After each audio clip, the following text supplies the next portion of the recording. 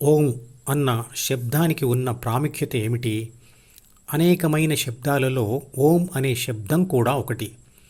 ఓం అనే శబ్దం చిత్రపటంలో చూపించిన ఏబీసీ అంటే ప్రాపంచిక ఆత్మ యొక్క ధ్యాస దారి మళ్లింపు పద్ధతి అయిన ధ్యానంలో ఒక భాగంగా ఉపయోగించబడుతుంది. అంతేకాని దానికి ఎటువంటి పవిత్రత మరియు ఇతర ప్రాముఖ్యత లేదు.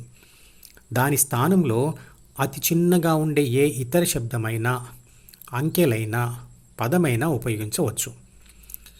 ధ్యానం చేస్తున్నప్పుడు మరియు గుడికి వెళ్తూ ఉన్నప్పుడు మరియు దేవుడి విగ్రహానికి ఎదురుగా నిలబడి కళ్ళు మూసుకొని దండం పెడుతూ ఉన్నప్పుడు కూడా ఓంకార జపం లోన జరుగుతూనే ఉండాలి. ఎందుకంటే అలా ఓంకార జపం జరుగుతూ ఉన్నప్పుడు మీ ధ్యాస అనవసరమైన ఇతర ఆలోచనల మీదకు వెళ్ళకూడదు అని.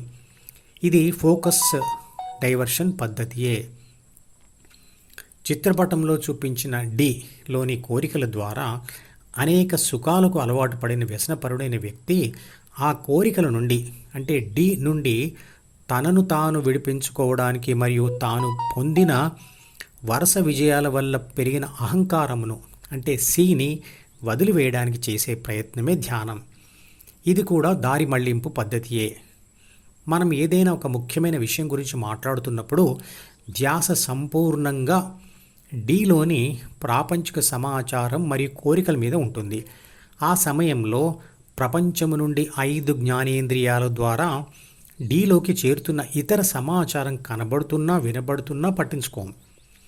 అదేవిధంగా ధ్యాసను ఇతర అనవసర విషయాల మీదకి వెళ్లకుండా ఉండేందుకే ఈ ఓంకార జపం చేయబడుతుంది. అంటే ప్రాపంచిక ఆత్మ యొక్క ఫోకస్ లేదా ధ్యాస నిరంతరంగా ఓంకార జపంతో ఎంగేజ్ చేయబడుతుంది. ఈ ప్రయత్నం అంతా దేనికోసం అంటే వైరాగ్య భావన కోసం. 5 జ్ఞానేంద్రియాల ద్వారా ఎదురుపడే అనవసర ప్రాపంచిక విషయాల మీదకు ధ్యాస మళ్లకుండా ఉండడానికి ఇలా మంత్రజపం సాధన చేస్తూ ఉంటే కొంతకాలం సాధన తరువాత ఆ మంత్రజపం లోపలే నిశ్శబ్దంగా నిరంతరంగా మన ప్రమేయం లేకుండా జరుగుతుంది. ఆ స్థితి లభించిన తరువాత మంత్రజపం తనంతట తానే జరుగుతున్న సమయంలోనే తనలో జరుగుతున్న శ్వాసక్రియను కూడా గమనించడం చేయాలి. ఓంకార జపం మరియు శ్వాస మీద ధ్యాస రెండు కలిపి చేస్తున్నదే సంపూర్ణ ధ్యానం అవుతుంది. అలా చేస్తూ ఉంటే కొంతకాలం సాధన తరువాత ఓంకార జపం శ్వాసతో కలిసిపోతుంది. అంటే ప్రయత్నంతో ఓంకారాన్ని జపించవలసిన అవసరం లేదు. ఆ తరువాత తీక్షణ ధ్యాస హృదయం అనబడే ఒక స్థిర స్థానంలో నిలబడిపోతుంది. అది అలా స్థిరపడిపోవడం కూడా అలవాటుగా మారినప్పుడు స్థిత ప్రజ్ఞ లేదా మనసు నుండి ముక్తి దొరికినట్లే. ఈ వ్యాసం యొక్క మిగతా భాగం తర్వాత వీడియోలో వివరిస్తాను.